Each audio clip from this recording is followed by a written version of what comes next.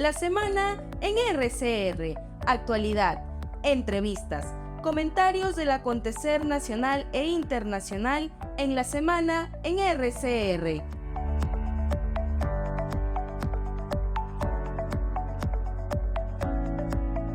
Saludamos a esta hora al doctor Herbert Cuba García, médico especialista en política de salud pública, analista político, columnista en el portal de opinión El Montonero. Qué saludarlo, mi estimado doctor Herbert Cuba. Muy buenos días y un saludo a través suyo a todo el país. Empecemos primero por el análisis de los temas políticos, ¿no? ¿Cómo está mirando esta semana ya, que el día sábado, los primeros 6 días de la semana, cómo está analizando los principales hechos? Mire, habíamos empezado la semana con el modo Ministerio del Interior, en el sentido de la remoción del comandante general de la policía. Sin embargo, debido a la entrega del señor Fray Vázquez en Puno y luego de la venida del feminicida convicto y confeso, digamos, incluso con video, ¿no? Llegó a Perú, entonces el tema cambió de tonalidad y todo pasó a ser al revés, una especie de cambio de agenda de la semana. El otro tema que llamó bastante la atención fue el desempeño de la Comisión de Acusaciones Constitucionales y la sentencia del Poder Judicial, que declara en parte, solamente en parte, fundado el pedido de la Junta Nacional de Justicia. Y también el debate que hubo por el tema del Jurado Nacional de Elecciones en el informe de la Comisión de Acusaciones Constitucionales. Todo esto ha sido una semana de tensa calma, por un lado, de tratar de asirse del tema de estas capturas, digamos, esas entregas, porque las dos fueron entregas, ¿no? Finalmente, aquí en el Perú. Y por otro lado, el tema político, que ha pasado un poco, digamos, por agua tibia, salvo el día de ayer, donde se ha recrudecido el tema de la Junta Nacional de Justicia. Pero también ha habido otros temas que aparentemente han ido soterrados, digamos, en el aspecto político, que ha sido la visita del gobernador regional a la región, a la presidencia, y el tema constante que hay de las bolas que se originan por el cambio de ministros. Creo que esta semana ha sido una semana tranquila, de una semana con las aguas quietas, pero que, como vemos en Cuba... Ayer estuvo la presidenta de... No tan quietos, ayer estuvo la ministra de Cultura en Puno y en realidad ha tenido un momento bastante complicado, ¿no? O sea, la han abucheado, ¿no? Entonces, esta situación ya se está generalizando en el país, ¿no? Y lo que conversábamos la semana... Yo creo que no es tanto. Yo creo que depende esto de las personalidades, de las personas que hacen estas visitas. No es tanto un tema político dirigido. Yo aquí planteo una pregunta, ¿no? ¿A quién se le ocurre, después de los incidentes que han habido en Cusco con el asunto de Machu Picchu, luego ir a visitar a Puno en momentos en que está toda la afluencia por la fiesta de la Candelaria? Yo creo que eso no es una buena decisión, porque el tema de Cusco de alguna manera ha generado un rasguño, digamos, político a la ministra de Cultura.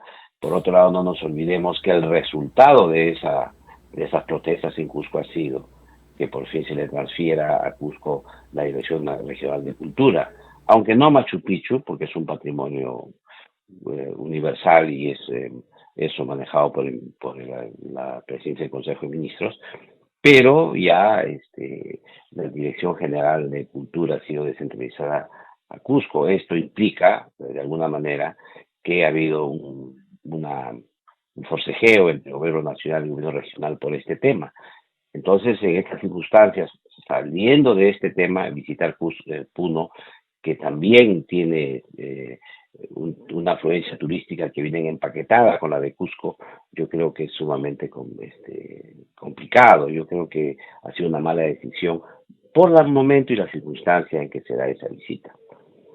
Yo quiero llegar un poco al tema que usted mencionaba, el tema del Cusco. En el Cusco, si bien es cierto, han arribado a un acuerdo, 11 puntos, gobernador regional, alcaldes de los distritos, entre ellos Machu Picchu Pueblo, representantes del gobierno, ¿no? Pero el daño que se le está haciendo al sector turismo es enorme, ¿no? O sea, si sumamos lo del Cusco y lo que estamos sumando lo que estamos viendo en el aeropuerto internacional Jorge Chávez, en realidad no le estamos haciendo ningún favor al sector turismo, ¿no? O sea, el otro día conversaba con el ministro de Relaciones Exteriores hace 4 días y mostraba su preocupación. De manera hidalga nos decía, sí, esto tiene un enorme costo para el país y revertir esa imagen va a costar trabajo. Efectivamente, creo que el tema del paro de los transportistas aéreos en Lima, que ha generado todo un caos en el transporte aéreo del Perú, y que es el único centro que tenemos que es el que distribuye los vuelos a nivel nacional, realmente ha sido lamentable y es una mala señal para los turistas extranjeros.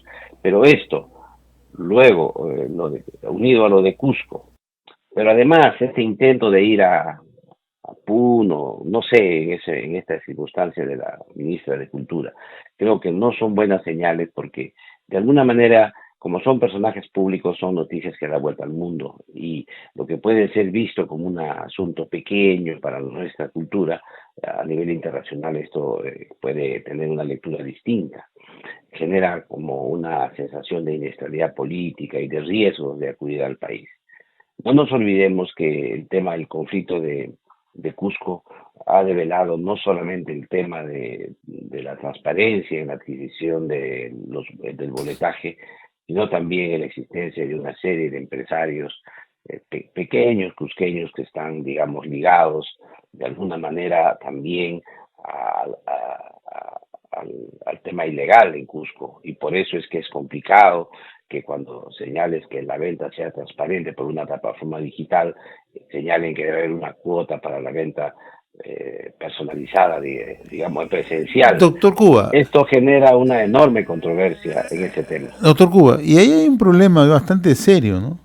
Porque este tema del mal manejo de boletaje, de la forma como más de 80.000 boletos no han podido ser explicados, se piensa que son 8 millones, 10 millones, y todo el mundo lo sabía en el Cusco. A veces uno se hace la pregunta, ¿y por qué esto no se supo comunicar desde el propio Ministerio de Cultura? ¿Por qué el gobierno no supo comunicar esto? Porque si hubiera comunicado abiertamente, esto está ocurriendo en el Cusco, hay mafias enquistadas, hay mafias que quieren controlar el boletaje, hay mafias que trabajan con operadores turísticos informales, etcétera, etcétera, la cosa hubiera fluido mejor. Nos hemos enterado en pleno problema. En pleno problema recién salen las cosas. Yo creo que es un tema de aún desconocimiento de lo que ocurre en el país, de nuestra realidad nacional. Lo que ocurre en el tema del boletaje en el Perú, de cómo confluye el mercantilismo. Ese mercantilismo, el capitalismo de mis amigos, yo tengo el poder y yo lo reparto a mis amigos. Eso es frecuente en el Perú y cada día ha crecido más. En el caso de los gobiernos regionales, en los gobiernos locales ocurre lo mismo. Y esto es, cada actividad que es más rentable que otra, genera mayores amigos de los poderes de turno en las regiones y en los distritos. Y esto hace que si eres amigo de alguien que controla esa porción del aparato del Estado, te favoreces con todos los negocios. Esto no es un tema de libre mercado, ni mucho menos. Esto es un tema real de mercantilismo puro y duro. Y entonces, cuando salen estas oposiciones a defender el patrimonio, a defender Machu Picchu para Cusco, etcétera, en realidad lo que se defiende detrás son este tipo de arreglos bajo la mesa entre políticos y empresarios corruptos que no permiten la libre competencia, no permiten que haya nuevas inversiones en la zona ni que la gente compita por ellas. Y finalmente el que paga, Pato, de todo esto es el ciudadano, el turista que llega a la zona, Y aquí hay un que tiene que detalle. estar sujeto a estos acuerdos que hay bajo la mesa. Ahora, y doctor Cuba, y siempre se le atribuye el problema al gobierno central, cuando el tema central está en que en el propio gobierno regional, ahí está el tema de la corrupción. ¿Qué hacen los gobiernos regionales como para combatir eso? Absolutamente nada. Esa es la realidad de Pero las si cosas. son parte, Así pero es, si son parte, así es. es un arreglo Pero mercantilista su entre discurso esa político es parte, totalmente es diferente, ¿no? distinto. Y ahora han logrado exactamente reforzar ese poder al transferirles hacer la transferencia de la Dirección Y Regional de vamos a Cultura a ver si se Cusco. dejan fiscalizar ahora, porque ese es el Entonces otro ahí problema. viene el otro tema. O sea, no es que se haya puesto orden en Cusco, se ha dado mayor autonomía, digamos, a estos temas que se venían haciendo antes. Yo creo que no hay una visión clara de lo que ocurre en las diversas esferas del poder. Mire, se han creado muchísimos mecanismos regulatorios, entre comillas, pero que son en realidad trabas a la libre competencia, a los inversionistas, que hacen que esto genere progresiva corrupción, quizá corrupción de menudeo cuando son en los niveles inferiores y corrupción de alto vuelo cuando son de inversiones millonarias. Pero lo cierto es que este modelo, tal como está, si no se destraba, si no vamos por un gobierno que de nivel nacional, de un Congreso de la República que legisle para destrabar, para desburocratizar el sistema, para dejar que la economía fluya dentro de los cánones legales, por supuesto, pero en el libre mercado, o sea, una economía social de mercado, entonces vamos a tener serios aprietos. Y esto hace que en el Perú aumente la corrupción y, por otro lado, disminuya las inversiones, porque es obvio que aquellos empresarios que tienen el capital para invertir saben que van a perdedor, no hay libre competencia, no puedes competir con tus rivales, y si traes innovación tecnológica de poco sirve, porque lo que vale es la innovación de los amigos. ¿Qué tal me llevo yo con las autoridades de turno?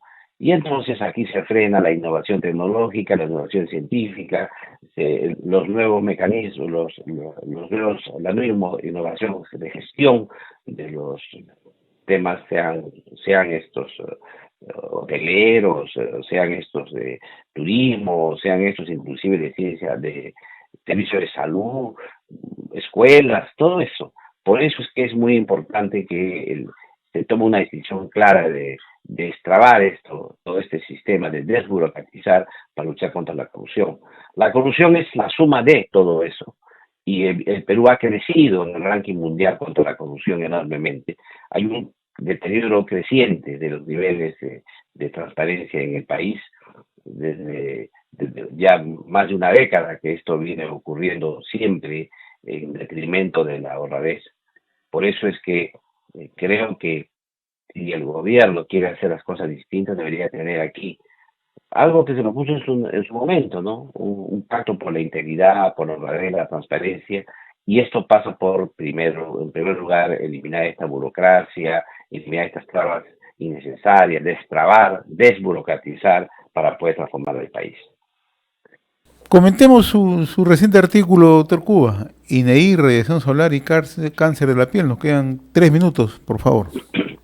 Mire, el Instituto Nacional de Estadística e Informática ha publicado un recuento de los indicadores ambientales de Perú. Y aquí se ha referido a un estudio que ha hecho en Lima Metropolitana. De hecho, lo hace Cenami diariamente, pero el estudio, la revisión, el análisis lo ha hecho el INEI y ha señalado que en Lima Metropolitana en el mes de diciembre hemos tenido un nivel promedio un nivel alto de rayos ultravioletas, de radiación solar, y ha señalado que frente al año 2022, la cifra ha sido idéntica en promedio. Sin embargo, el 27 de diciembre ha sido señalado como un día que ha sido más caluroso, que ha tenido un nivel de radiación incluso de 8, muy alta. Esto ha llevado como consecuencia a pensar las consecuencias que se tienen de estas rayos ultravioletas, que es el cáncer de la piel, ¿no? Por otro lado también el tema de las cataratas, la ceguera, el tema de la piel, las arrugas, el engrosamiento de la piel y la disminución inmunológica inclusive que permite una serie de infecciones, incluyendo el mismo cáncer. Todo esto ya desde el año 2013 se había dado una ley con la finalidad de favorecer que las instituciones públicas y privadas puedan crear mecanismos para protección ante los rayos ultravioletas. Acuérdese usted que en su momento hablábamos de la ley del sombrero, es decir, que es una ley que obligaba que en los lugares donde hay mucha radiación, o en horas que hay mucha radiación, la gente use sombrero de ala ancha, de tal manera que se proteja contra la radiación solar. Lo cierto es que en el Perú tenemos más o menos 1.300 casos de cáncer de piel al año. Sin embargo, esta ley, que es importante para disminuir estos casos, aún no ha sido reglamentada.